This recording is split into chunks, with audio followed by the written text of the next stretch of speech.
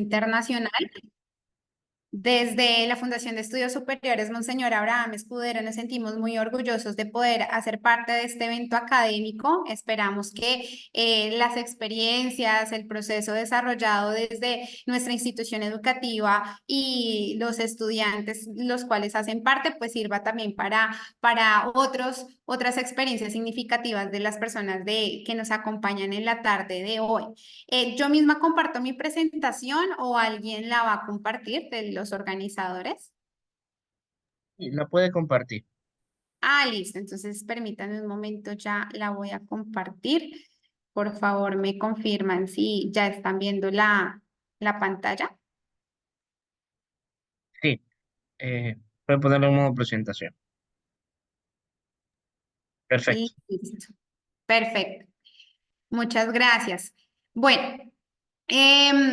el título de este panel o esta conversación nace justamente por la experiencia que he tenido a través de la práctica jurídica y la dirección del Consultorio Jurídico Santo Tomás Moro. Nosotros estamos ubicados en un municipio que se llama El Espinal, Tolima, en Colombia, en donde es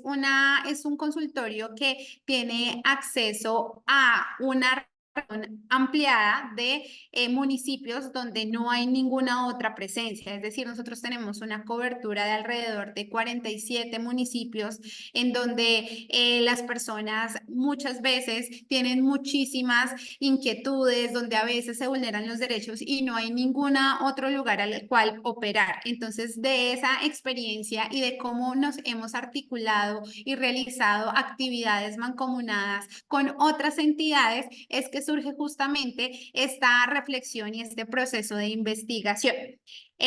¿Cuáles van a ser los objetivos de estudio? Pues evidentemente, pues analizar el papel que tenemos nosotros los consultorios en cómo podemos dinamizar y generar unas prácticas más asertivas y sobre todo potencializar los efectos que genera el consultorio como dinamizador de la academia con los otros dos sectores que hacen parte, digamos, de nuestra sociedad, que son la empresa y el sector público, pues quien es el llamado a ser garante de los derechos de todos los ciudadanos. Ahora, también les voy a contar un poco sobre cuáles han sido esas experiencias innovadoras o esas experiencias significativas que hemos desarrollado junto con nuestros practicantes en el marco también de esos convenios interinstitucionales que hemos suscrito con empresas y con entidades. Y adicional también explorar la importancia de por qué se debe colaborar y por qué instamos a los diferentes consultorios jurídicos de universidades a que realicen estos procesos de focalización, pero además de proyección de trabajo social junto con las entidades y las empresas. Y por último, pues también que podamos identificar un poco cuáles son esas estrategias para fortalecer esa conexión. Realizar convenios interinstitucionales no es tan sencillo, o más bien, podemos, no, digamos, el procedimiento para realizarlo no es difícil, pero la efectividad y el impacto que generen ese proceso de convenios interinstitucionales sí hay que prestarle muchísima atención, porque ocurre también mucho y es que puede que tengamos muchos convenios, pero a veces el alcance que tenemos administrativo puede generar que se vuelvan ineficientes o por otro lado que terminen siendo simplemente convenios de papel. Entonces es ahí donde justamente debemos buscar cómo generar unos planes de trabajo muy aterrizados, primero pues con las necesidades de las comunidades, que son el fin principal de los consultorios jurídicos, tanto en nuestro país como a nivel latinoamericano, pero segundo también que esas expectativas se cumplan para que justamente esas alianzas público-privadas academia pues no terminen siendo una muy buena intención, pero a la hora de hacer seguimiento, autoevaluación, cumplimiento de los indicadores, pues no se vuelvan como tan exitosos. Entonces es importante tener en cuenta eso. ¿Cuál es la metodología de esta investigación? Pues es exploratoria descriptiva. En nuestro municipio nosotros contamos, si bien, con dos consultorios jurídicos, pero por un tema, digamos, administrativo, el otro consultorio no está recibiendo, digamos, no estamos compartiendo cargas, sino que aproximadamente el 80% de los usuarios están llegando a nuestro consultorio. Entonces, pues eso ha hecho que seamos como los receptores de pues muchas consultas. El enfoque metodológico que manejamos pues es mixto, tanto cualitativo como cuantitativo. Ahora, antes de iniciar a contarles un poco de la experiencia justamente con estas prácticas de convenios, de generar todo este proceso de articulación, pues es importante que entendamos el origen, el fin de ser de los consultorios jurídicos, ¿verdad? Porque si bien tengo entendido que acá estamos conectados de diferentes países, que es un congreso internacional, pero quizás entre Colombia y los otros países pueden distar algunas cosas. Entonces, pues, bueno, por eso quiero iniciar haciendo como esa contextualización del consultorio, de los consultorios jurídicos. Primero, los consultorios jurídicos no fueron una invención netamente latinoamericana, aun cuando hoy en día pues se han convertido como en esos aliados estratégicos para el acceso a la justicia y sobre todo de esa población vulnerable que es mayoritaria en muchos de nuestros países, pero sí se están adaptando conforme a lo que avanzó en los años, en el siglo XX Estados Unidos. Nace en Estados Unidos esta metodología de consultorio jurídico como una herramienta de educación, pero también como una herramienta que buscaba garantizar a los futuros profesionales, es decir, a los abogados que pues son quienes van a implementar este proceso de acompañamiento en torno a las necesidades, problemáticas, negocios jurídicos que se tengan a las comunidades.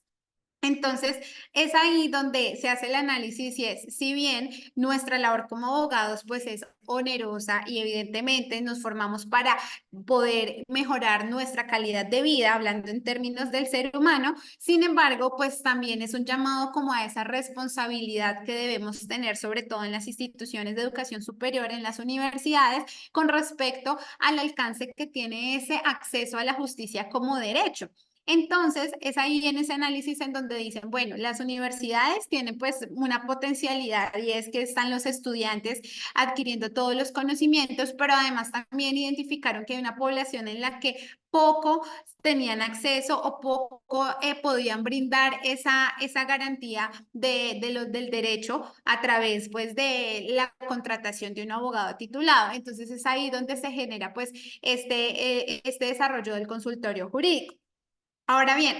el consultorio jurídico nace en dos aspectos también importantes, y es sí, obviamente garantizar el acceso a la justicia, pero también desde un punto de vista educativo. Las personas a veces también les cuesta, sobre todo en los grupos vulnerables, entender los procedimientos jurídicos, porque incluso a veces desde nuestro mismo léxico tienden a ser demasiado técnicos, incluso en algunos casos, en áreas como civil, en áreas como penal, se utilizan incluso palabras en latín que para nosotros pueden ser muy básicas, ¿cierto? Hablar de una habeas corpus,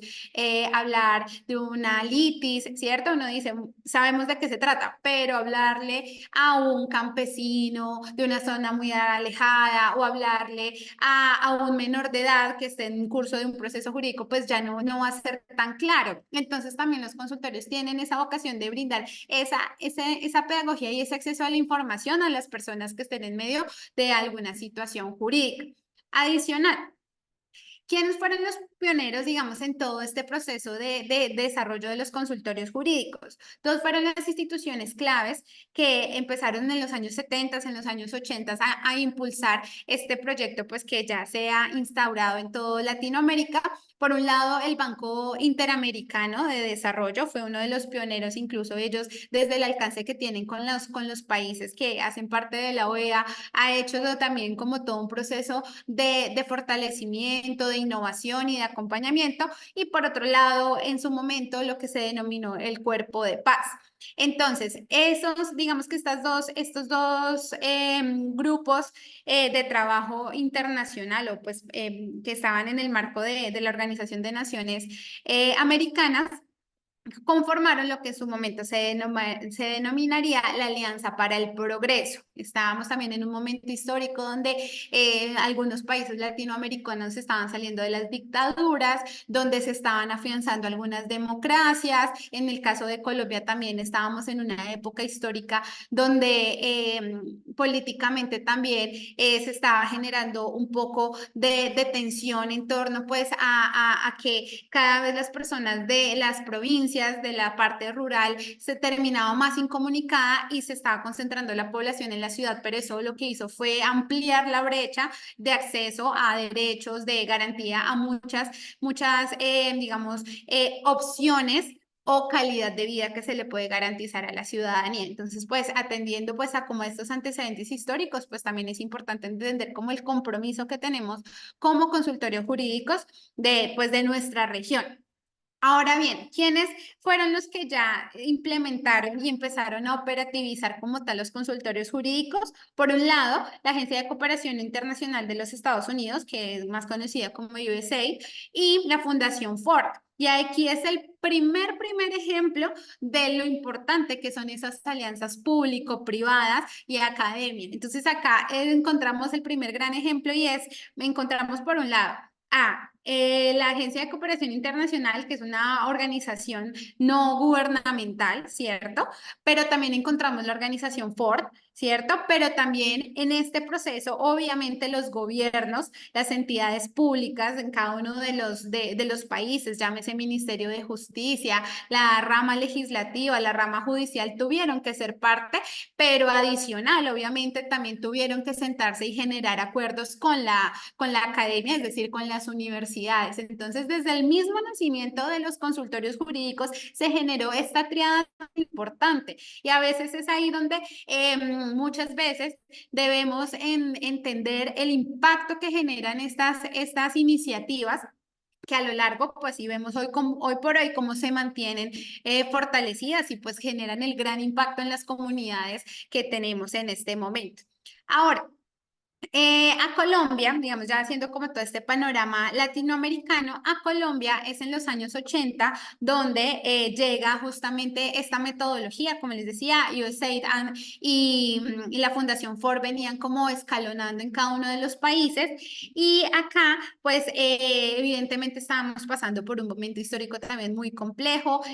un conflicto interno también que, como les mencionaba hace un momento, concentraba a la mayor cantidad de población en las ciudades, pero que aumentó la brecha porque entonces cada vez los campesinos, las personas de las zonas rurales estaban más relegadas y con menos acceso a la justicia, evidentemente, administrativamente también, porque si bien encontramos en este momento ciudades donde cuentan con la garantía de todas las áreas de juzgados, de todas las áreas de tribunales, en todas las instancias, hay otras regiones, las más apartadas, donde a veces se cuenta solamente con un juzgado y promiscuo le llamamos acá, y es decir, que tiene la atención de todas las áreas y pues son jueces que les toca pues hacer muchas maniobras. Entonces, esas realidades, como vemos con este ejemplo anterior, pues va a ser que justamente sea la academia quien le brinde ese apoyo tanto a los operadores de justicia en cabeza de los jueces, magistrados, ¿cierto? Como también pues que propicien estos espacios también para que el sector privado entienda la importancia de apoyar y sobre todo de contribuir desde su enfoque de responsabilidad social también en este proceso. Si tienen alguna pregunta, si tienen alguna inquietud, obviamente estoy muy pendiente. Me gustaría también, hago acá como un paréntesis pequeñito y es, si tienen alguna duda o me quieren contar desde qué país se encuentran, buenísimo. Ahorita vamos a hablar un poco más como en la realidad y lo que hemos venido haciendo acá desde el consultorio jurídico Santo Tomás Moro. Ahora, para ponerlos en contexto, nuestro consultorio jurídico, pues también digamos que es relativamente joven. Sin embargo, pues el desarrollo de los consultorios en Colombia ha partido incluso desde un tema fundamental como ha sido nuestra Constitución de 1991. En Colombia fue un granito el cambio de la constitución. Teníamos una constitución bastante antigua de 1886 y eso que implicaba que era una constitución que se había elaborado para un momento histórico pues mucho más basado en la tierra, con unos limitantes en el tema del comercio, con una falta de garantías para los derechos. En 1886 ni siquiera se hablaba de derechos derechos fundamentales, no había, no todavía el constituyente de esa época no había aterrizado, por decirlo así, en toda esta teoría en torno a lo que hoy conocemos como el sistema de protección internacional de derechos humanos. Entonces, pues obviamente con el inicio de los años 90, pues se genera todo este proceso de transformación y obviamente lo que se avanzó en los 80 con los consultorios jurídicos, pues tenía que quedar explícito dentro de nuestra Constitución de 1991 en Colombia. Entonces, en los consultorios jurídicos constitucionalmente se encuentran fundamentados con base en tres aspectos. Por un lado, nuestros principios. Desde la parte axiológica de nuestra Constitución, nos basamos para el caso de los consultorios jurídicos en tres principios. Primero, el principio el respeto a la dignidad humana y la solidaridad, el cual se encuentra emulado en el primer artículo de la Constitución, en donde pues justamente, pues además de nosotros establecernos como una república fundada en el respeto de la dignidad humana, también es importante mencionar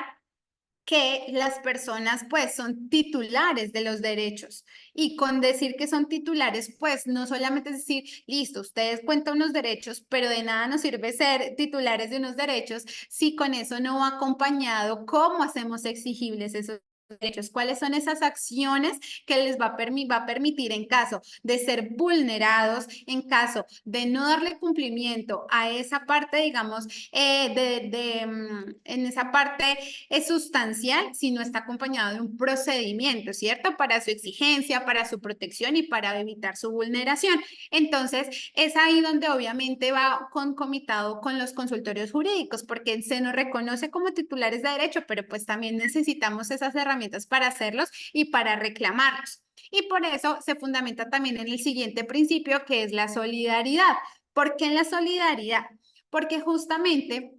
además de que pues también este principio está consagrado en el artículo primero, es una finalidad de los consultorios brindar ese acompañamiento judicial, ¿cierto? Y es que muchas veces, incluso esto lo hablamos mucho con los estudiantes de pregrado y quienes también hacen parte del consultorio jurídico, y es que muchas veces como ciudadanos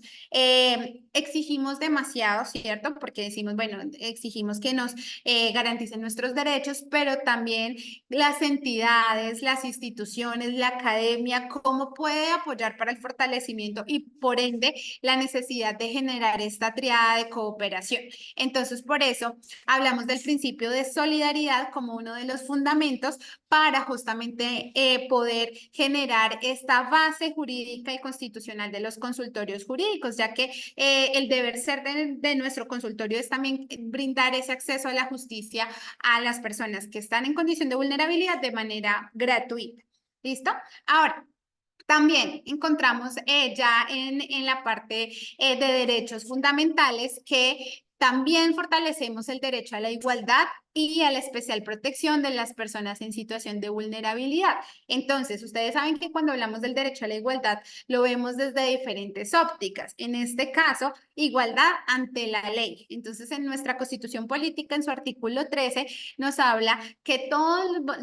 los colombianos tenemos igual acceso y seremos juzgados en igualdad ante la ley. Pero esa igualdad se empieza a transgredir nuevamente cuando, teniendo los mismos derechos, no cuento con las herramientas técnicas y que más adelante veremos cómo es la defensa jurídica, cómo es el acceso a la información, cómo es el acceso a una guía técnica o informada para esos derechos. Entonces, por eso nuevamente ahí mencionamos que los consultorios jurídicos tienen esa gran responsabilidad. Siguiendo con los derechos constitucionales que, digamos, están fundamentados en los consultorios jurídicos, pues evidentemente encontramos el derecho a la defensa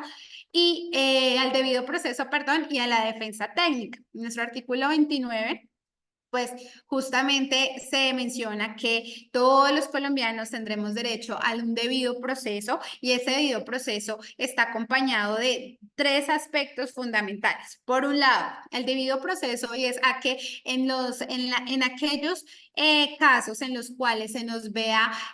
relacionado con un proceso jurídico, seamos debidamente notificados, que el juez que haga conocimiento de ese proceso sea un juez imparcial, que tenga unas características para generar, para que realmente ese proceso sea tomado en instancias de la ley, la Constitución, las normas, entre otros, pero adicional.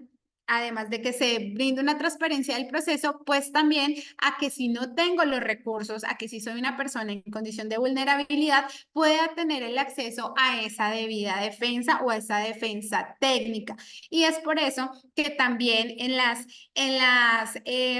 responsabilidades y en lo que la ley basa la constitución de los derechos, de los consultorios jurídicos, ahí también está expresamente dicho que también los estudiantes que hagan parte de este proceso académico podrán representar, pues según, digamos, la competencia que se le asigna a los consultorios, podrán representar técnicamente en instancias judiciales a las personas. Entonces, obviamente son algunos, no es en la totalidad de casos, pero sí en algunos en específico. Y por último, pues encontramos el artículo 229 de la Constitución Política de Colombia que nos habla del acceso efectivo a la administración pública, que también pues es uno de los más importantes porque la administración pública está dada para que cualquier funcionario pueda tener acceso a la información, pueda tener acceso a los procedimientos, pueda tener acceso a una administración eficaz y justamente acá también es donde muchas veces se transgrede esos derechos y sobre todo lo vemos en torno al acceso a cierta información. En nuestro país, para los que no son de Colombia, también tenemos unos retos inmensos en aspectos como la salud, que es un sistema que realmente es administrado por el Estado, pero que tiene unos componentes de empresas. Entonces, en términos de derecho a la salud, siempre se va a abocar ante la administración pública y es por eso que tenemos una de las herramientas pues más importantes y que es de lo que más nos llega a nuestro consultorio jurídico y es la acción de tutela, que es esa acción constitucional, pero que además lo que busca es que la administración sea mucho más pertinente en el cumplimiento de ciertos tiempos, que sea menos engorroso su acceso y bueno, obviamente mucho más amable para los ciudadanos que pues están en medio de situaciones de vulneración de sus derechos. Entonces, en ese orden de ideas, pues ya hice ahí como les compartí un poco como esa fundamentación legal, jurídica, que se basa en nuestro consultorio, pues porque seguramente las personas que están en otros países, las personas que nos acompañan desde otra parte, pues tendrán otra fundamentación. Entonces, pues quería compartirles un poco la experiencia como ha sido acá en Colombia. Ahora, desde nuestro consultorio Santo Tomás Moro, ya entrando un poco en contexto y de lo que nos convoca el día de hoy, pues acá les presento esta gráfica porque, bueno, primero quiero contarles un poco más sobre dónde nos encontramos ubicados. Para los que no son de Colombia, nos encontramos ubicados en un departamento que queda en el centro del país, se llama Tolima, donde hay aproximadamente 1 millón de habitantes. No somos de los más poblados, digamos que somos un departamento intermedio, siendo los más poblados, pues obviamente Cundinamarca, nuestra capital obviamente Bogotá, Antioquia, son como los departamentos más poblados. El Tolima se encuentra como en la media. Sin embargo, el Tolima sí es un departamento que en su 70% es rural. Entonces, eso es importante, pues, comentárselos para que ustedes tengan en cuenta el contexto en el que estamos. Es un departamento rural, económicamente se basa en el cultivo. Acá son tres, digamos, como los cultivos que más tienen relevancia. Por un lado, el arroz. Acá somos reconocidos por ser un departamento arrocero. Pero también de 20 años para acá nos hemos convertido en un país, en un departamento referente en cultivo de café. Tenemos unas zonas donde se cultiva también el café, incluso muchos de ellos es de tipo exportación. Y por último, también se cultiva mucho lo que es el maíz, son como cultivos que son por temporadas, el maíz y pues también algunos frutos como el mango, como el limón. Entonces, en ese orden de ideas, también tenemos muchos retos en términos de conectividad, no solamente en torno a lo digital, sino también a conectar el campo con la ciudad. Me hago referencia, entonces, si bien en la capital, que se llama Ibagué, está concentrado el 70% de la población, pero hay municipios que están muy lejanos y que les es difícil poder llegar. Nosotros en el Espinal, donde se encuentra ubicada nuestra institución educativa, Fundes, estamos en la segunda ciudad después de la capital, que se llama El Espinal. Entonces, Ibagué provee, digamos, desde ya su sistema administrativo de acceso a justicia. En Ibagué hay 3 universidades con facultad de Derecho. Entonces, Ibagué se encarga de todos los municipios que están al norte del Tolima. Acá son 47, entonces se encarga de aproximadamente 15, 16 municipios que están al norte. Por el otro lado, Espinal se encargaría del restante, incluso teniendo influencia con departamentos cercanos como es Cundinamarca, como es el Huila, también que son departamentos que colindan con el Tolima y a los cuales también tenemos influencia como consultorio jurídico, porque quise hacer como este contexto sociodemográfico, económico, porque justamente es para poder referenciar el impacto y el desarrollo de algunas actividades que hemos implementado a través pues, de nuestro consultorio jurídico. Ahora, aquí les cuento un poco la relación de los usuarios que llegan a nuestro consultorio. Según la normatividad de nuestro país, hay unos limitantes para acceder al consultorio y es evidentemente que deben ser personas en condición de vulnerabilidad. Pero ojo con esto, porque a veces consideramos que la vulnerabilidad solamente la podemos medir en términos económicos o pues de acceso a ciertos servicios y productos. Sin embargo, según nuestra legislación, eh, también podemos brindar acceso a comunidades vulnerables también en torno a temas sociales y temas étnicos. Es decir, que las personas que hagan parte de algún grupo históricamente discriminado o que hagan parte de alguna comunidad minoritaria, también podríamos brindarles el acceso a la justicia a través de nuestros consultorios jurídicos, aun cuando no acrediten una vulneración económica. Entonces, esto también lo dejo claro porque a veces se tiende a confundir e incluso nos pasa mucho con nuestros estudiantes porque en la práctica, cuando siempre les decimos, no, es que recibimos personas en condición de vulnerabilidad, siempre se piensa es en la vulnerabilidad económica. Sin embargo, aquí les comparto que, por ejemplo, evidentemente, quienes acceden a nuestro consultorio en más de un 60-80% son personas de estrato 1 y 2 o que están en una pobreza media. Entonces, eso también, digamos, quería compartirlos porque es importante entender cómo es el impacto que estamos teniendo, está llegando justamente a donde está fundamentado el desarrollo de este proceso. Ahora, teniendo en cuenta, a la fecha aproximadamente ya hemos tenido durante este semestre casi 300 casos, o bueno, casos entre consultas, entre ya procesos administrativos o procedimientos ante la jurisdicción.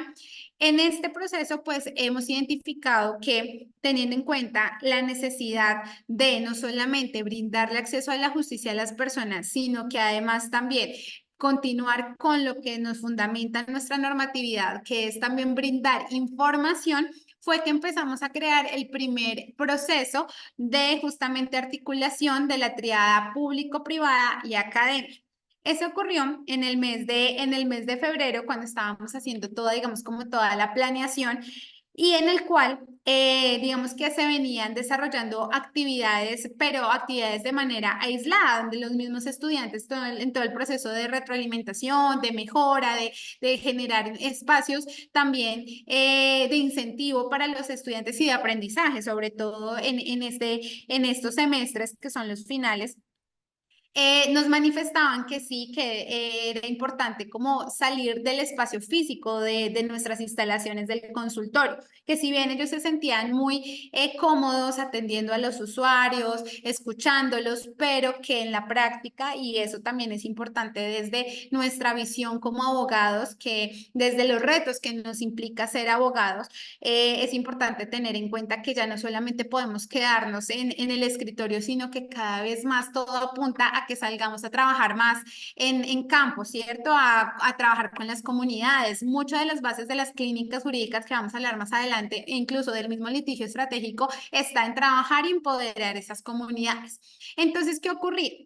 En una reunión donde nos invitaron, hablaban que en el municipio en el que estamos había una alta tasa de accidentabilidad, había una alta tasa de incluso de lesiones personales generadas de accidentes de tránsito e incluso pérdida de vida, mortalidad por causa de los accidentes de tránsito. En esa reunión que establecimos, entonces se encontraban, digamos, como tres componentes importantes o que tienen que ver con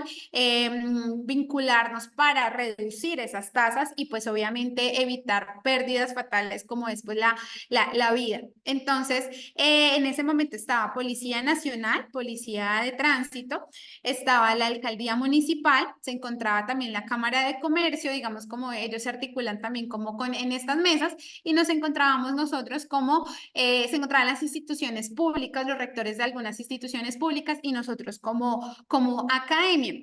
Y es acá donde pues se genera, digamos, como esa primera actividad de articulación y el primer ejemplo de lo importante que es generar esta triada público-privada academia. Y fue esta estrategia de sensibilización en términos de seguridad vial. Entonces ahí fue digamos, el primer ejemplo de trabajo mancomunado en donde decidimos empezar a visitar las diferentes instituciones educativas, porque ¿qué nos dimos cuenta adicional de las altas tasas de accidentabilidad?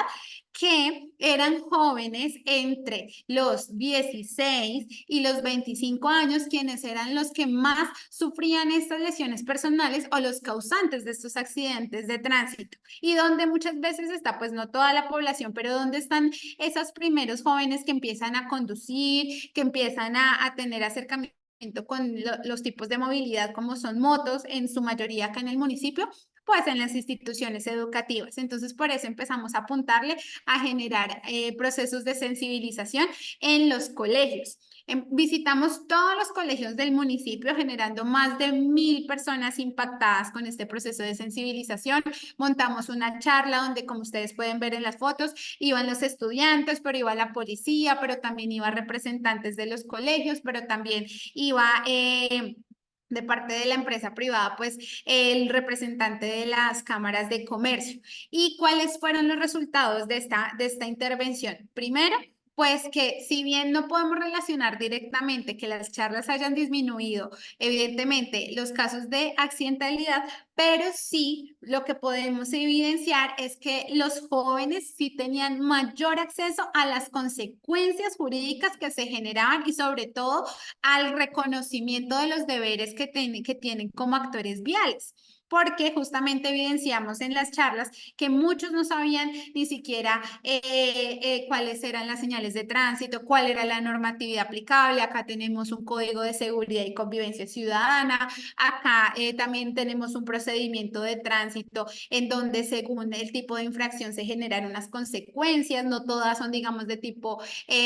privadas de la libertad, sino también unas amonestaciones de tipo también pecuniario. Entonces, este primer esfuerzo o este primer ejemplo de alianza entre los tres sectores, pues fue realmente de mucho impacto para el municipio, porque ya el hecho de que estudiantes de últimos cursos tengan el acceso a esa información, incluso también averiguando y pues haciendo seguimiento, pues porque ustedes saben que esto es constantemente, el mismo inspector de policía, que es al que pues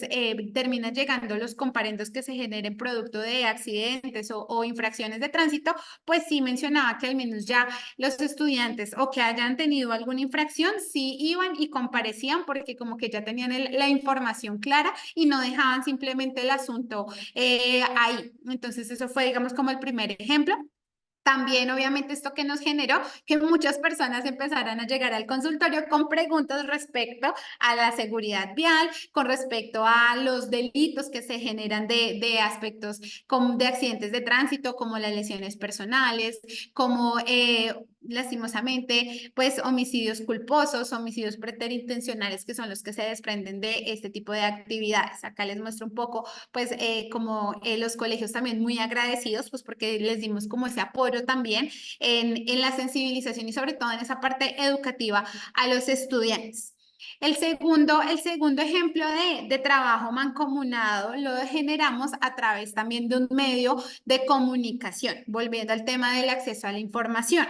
Desde el consultorio tuvimos la oportunidad de generar esta alianza, pues es una alianza con las emisoras comunitarias de acá del municipio, pero que tienen un alcance regional. Entonces acá también logramos evidenciar lo importante que es hablar en estos escenarios del acceso a la información y sobre todo de acompañar a las comunidades y empoderarlas, porque si bien, como les decía, nuestro departamento pues es muy extenso y pues digamos que a veces es difícil poder llegar a todo lado de manera presencial, pero sí llegamos a través de estos mecanismos como son la tecnología y sobre todo que la mayoría de personas de la parte rural escuchan mucho la radio, incluso. Acá todavía hay experiencias significativas de personas que todavía se forman en sus conocimientos básicos a través de la radio, porque es la señal que llega hasta estas veredas, hasta estos territorios rurales. Entonces también hemos tenido una experiencia muy importante con nuestro programa radial, porque además de, pues lo preparan los estudiantes, nosotros como asesores les hacemos acompañamiento, pero tenemos invitados que también hacen parte del sector privado entonces, o del sector público. Entonces, hemos tenido invitados a representantes de las diferentes entidades públicas, alcaldías, gobernación, entidades descentralizadas, pero también hemos tenido la participación de personas que hacen parte de las empresas y que quieren contar o que quieren tener un alcance con respecto a sus necesidades o con respecto a los retos que tienen como organización. Y por último, pues también, obviamente, un ejemplo claro de este trabajo articulado es en nuestras brigadas jurídicas, que son justamente ese escenario en donde también salimos del consultorio, de la parte de oficina y nos vamos a trabajar con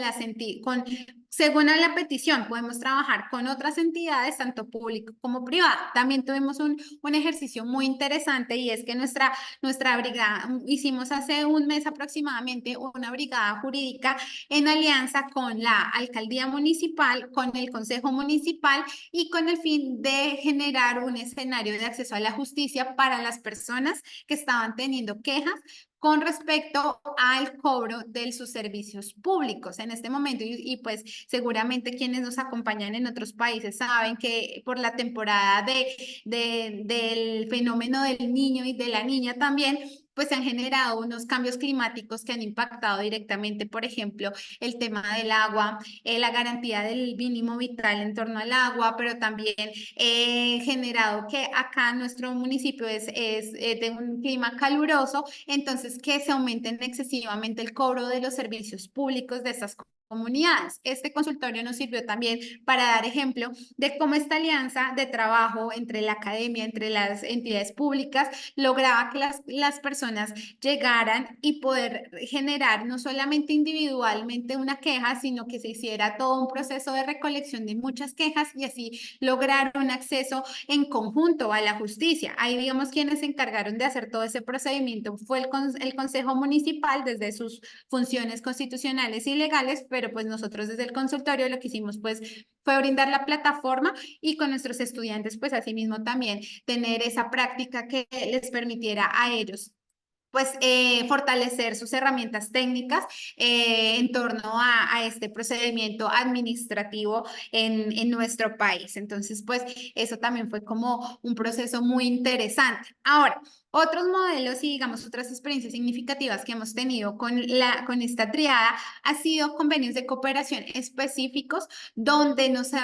donde hemos fortalecido el empoderamiento de las comunidades. ¿Por qué empoderamiento de las comunidades? Formar a líderes nos garantiza, y sobre todo en temas de acceso a la justicia, nos garantiza que también ese líder pueda llevar la información y asimismo replicarla en sus comunidades, en sus territorios. Tenemos dos ejemplos realmente de mucho impacto y es, por un lado, un proceso de capacitación en derechos humanos y en administración pública para presidentes de las juntas de acción comunal de acá de nuestro municipio. Los presidentes de junta de acción comunal son líderes sociales que se encargan de dinamizar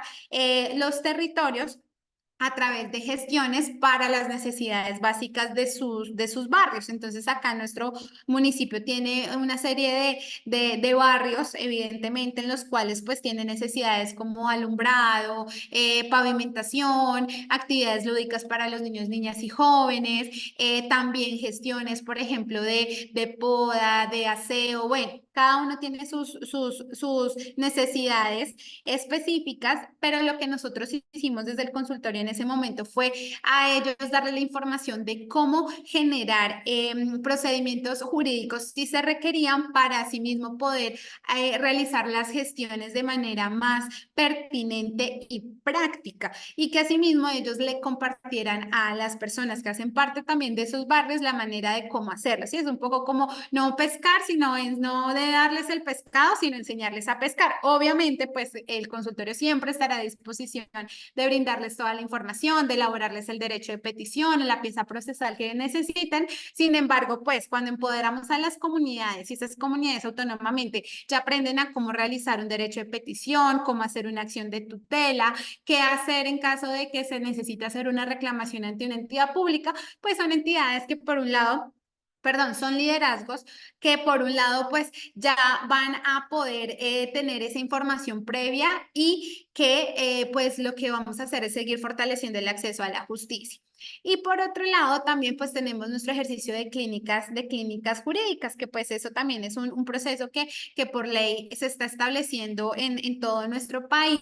y es el enfoque de investigación. Y cómo digamos se articula esta también triada público-privada academia. En las clínicas jurídicas es fundamental porque lo que busca la clínica jurídica es entender las realidades y cómo se pueden atender y cómo se puede generar un alcance mayor desde el acceso a la justicia, a los derechos, los procedimientos con esas comunidades o con esos aspectos sustanciales que se van generando. Entonces, si bien en nuestro municipio estamos haciendo ese análisis, sin embargo, en este momento, por ejemplo, estamos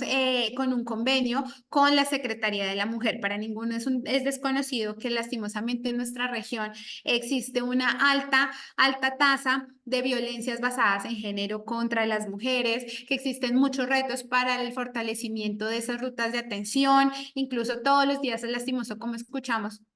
que ocurren nuevos feminicidios en nuestro país. Entonces también eso es un punto importante que debemos fortalecer porque si bien por un lado pues desde la academia se hacen estudios, se hace investigación, se busca generar procesos normativos fuertes para evitar, prevenir, dar atención a las mujeres que son víctimas de estas violencias, pero por otro lado también necesitamos tanto el apoyo de las entidades públicas que estén prestas a dinamizar esos procesos, pero también de la empresa privada, porque pues ellos también tienen unos alcances en sectores que quizás como academia, como entidad pública, no tenemos acceso. Entonces, eso ha sido la experiencia. Estos son algunos de los convenios que tenemos nosotros. Como les mencionaba, tenemos tanto con entidades públicas, alcaldías, Espinal, Flandes, Saldaña, que son municipios pues aledaños, pero también tenemos con